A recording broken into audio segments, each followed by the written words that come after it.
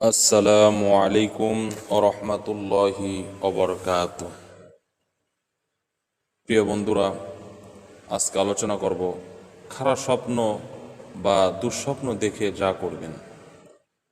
সৎ ও ভালো স্বপ্ন আল্লাহর তরফ হতে হয়ে থাকে, আর মন্দ স্বপ্ন শয়তানের তরফ হতে হয়ে থাকে।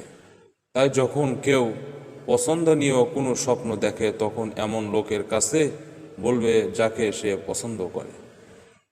আর খারাপ বা অপছন্দীয় কোনো স্বপ্ন দেখলে যা যা করা উচিত: 1 নাম্বার, তার বাম দিকে হালকা থুতু ফেলবে 3 বার।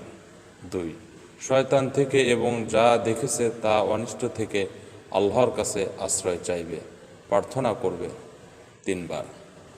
3, কাউকে এই ব্যাপারে কিছু বলবে না। 4, অতঃপর যে পার্শ্বে সে ঘুমিয়েছিল তা পরিবর্তন করবে। 5, যদি ইচ্ছা করে তবে উঠে সালাত আদায় করবে।